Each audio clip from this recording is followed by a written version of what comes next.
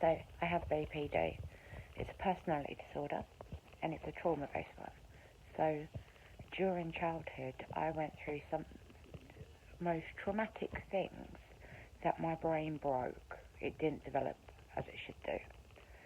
So there's sort of parts of your brain that are meant to develop normally, your memory part, your ability to process information and respond to situations reasonably. All these things have to be learnt by people with BPD. They have to do so much work on themselves that when people go, oh, it's just depression, everyone gets depression. You just give your head a wobble and carry on with your day. It don't work like that. It really doesn't. I wish it did. But you couldn't tell someone with a broken leg that it was their fault, that they needed to give their leg a wobble and get on with their day like a normal person. It makes someone feel really degraded, belittled, not believed. That we've got, it's a disability. A lot of people don't even make it to my age, 43 years old.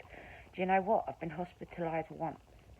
And that's a bloody amazing achievement for anyone with BPD. Yeah, I didn't have the best childhood, but I had an amazing mum who was very supportive. But she was only able to be supportive when she left that toxic situation, which was 30 odd years. I was 32 when she left my dad. So yeah, me and my other 9 personalities do act a bit crazy. Our emotions aren't quite regulated.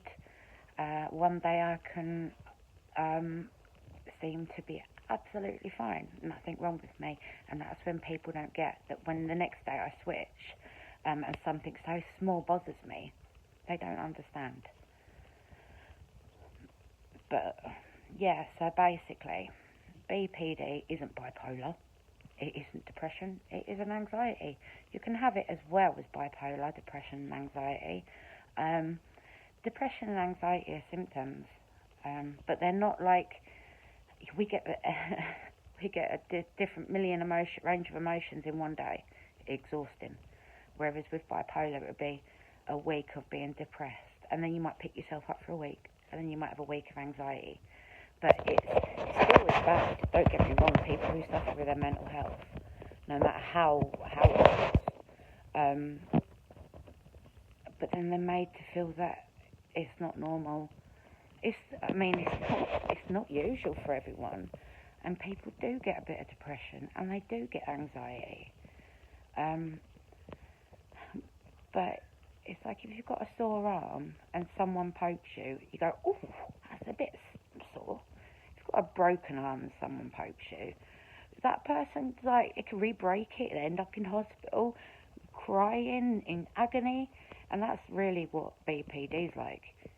If we get depression and anxiety, it's the worst, and every single traumatic thing that's ever happened comes back. And the problem is with BPD sufferers is they put themselves in situations because of their poor mental health, because of their poor judgments, because of their